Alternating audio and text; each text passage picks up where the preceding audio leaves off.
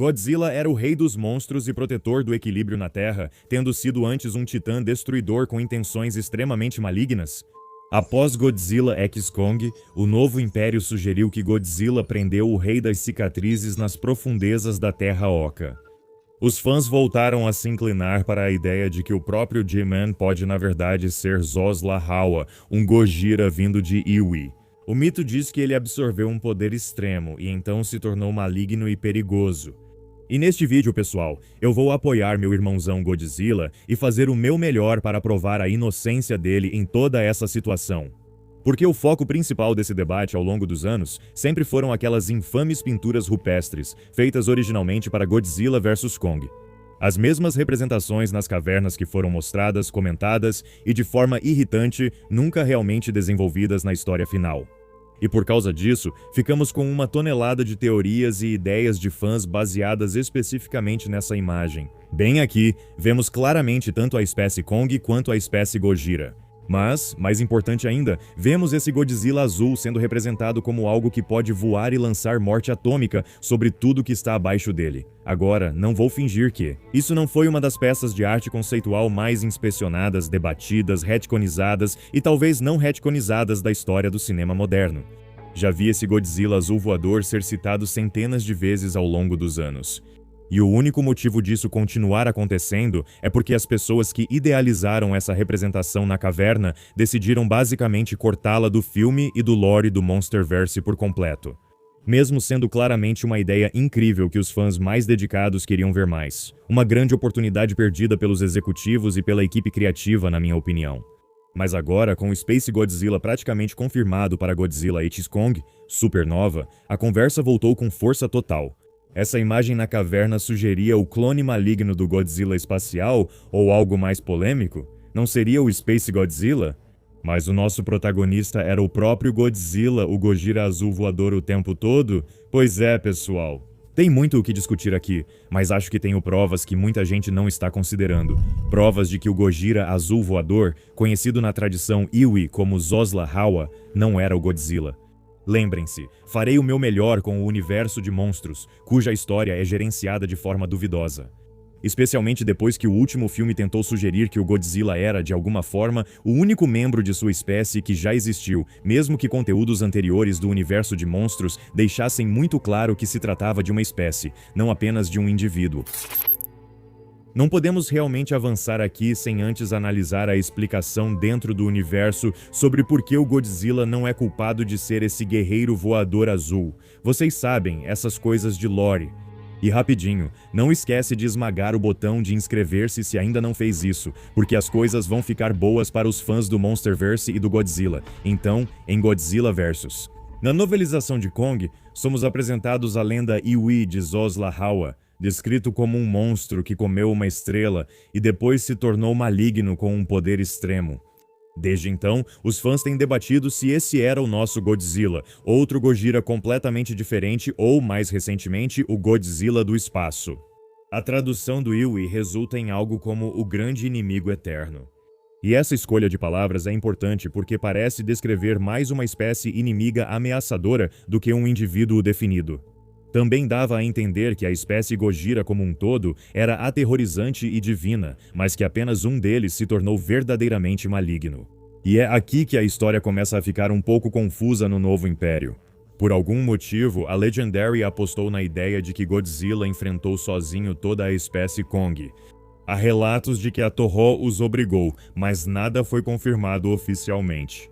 Talvez o evento descrito no Novo Império tenha acontecido depois, tipo uma situação de escaramuça pós-guerra, onde Godzilla desceu só para dar uma conferida, e acabou tendo que colocar o Rei das Cicatrizes no lugar dele para evitar outra revolta dos Titãs, porque a última só resultou em muita morte e desequilíbrio de certa forma.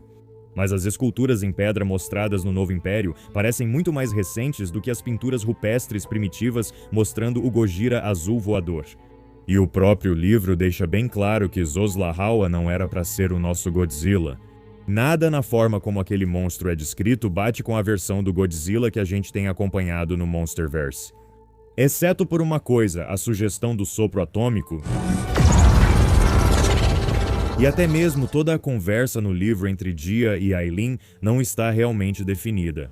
É uma tradução aproximada de uma língua antiga, usando sinais de mão traduzidos para interpretar um mito que é antigo, o que deixa todo esse debate ainda mais em aberto. Por isso, a nova equipe do Império simplificou e fez parecer que só o Godzilla derrotou o Rei Cicatriz. Isso adiciona valor de impacto àquela batalha final com Cicatriz e Ashimo, mesmo que complique um pouco a história. Um pouco. Mas aquele Gojira azul voador ainda não acho que seja o Godzilla, e aqui estão 3 razões sólidas para isso. Ponto 1. A representação na caverna não mostra apenas vários Kongs, mostra vários Gojiras, e nada na imagem sugere que o Gojira azul voador está priorizando um alvo específico. Se esse fosse um indivíduo real na história, ele estava atacando os Kongs, claro, mas também não parecia se importar que os outros Gojiras estavam na linha de fogo. E dá pra perceber que os Kongs, os Gojiras e os humanos no chão parecem estar todos enfrentando a mesma ameaça no céu. E sim, eu sei que essa pintura rupestre nunca apareceu nos filmes finais, na verdade, mesmo tendo sido filmada para Godzilla vs Kong e depois cortada. E ainda não sabemos se isso foi alterado ou não na história. Então, até que se prove o contrário, eu acho que a Grande Guerra foi muito mais complexa do que o que vimos recentemente.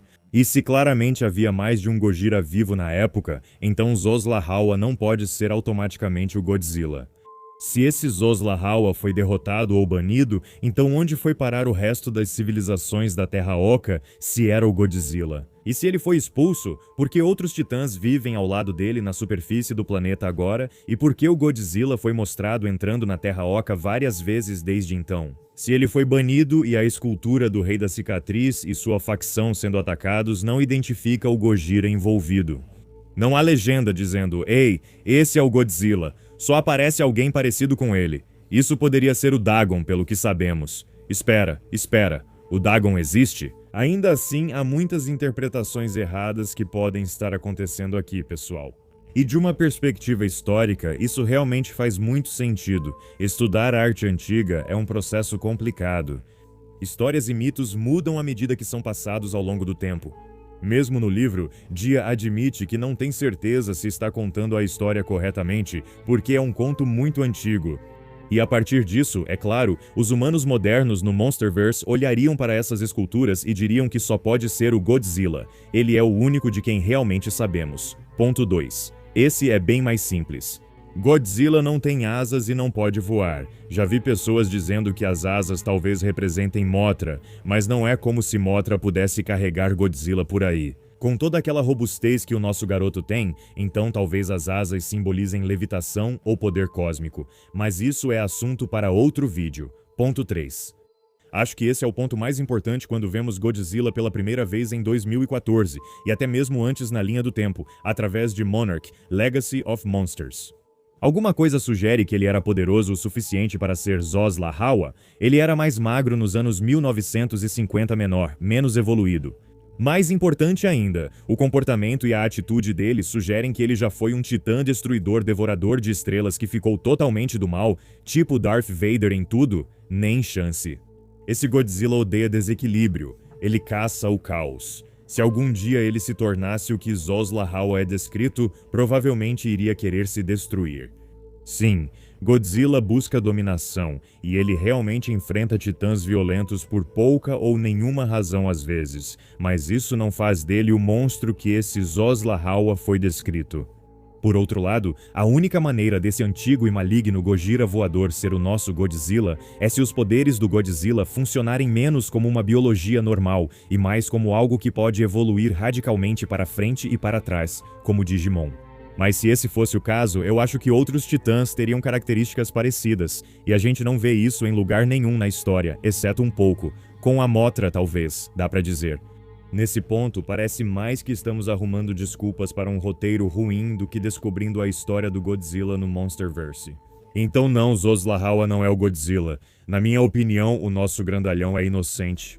Até agora, não tô dizendo que minhas opiniões devem ser tratadas como verdade absoluta nem nada. Se você quiser acreditar que o Godzilla já foi uma ameaça voadora descontrolada, tudo bem. No fim das contas, é tudo ficção mesmo.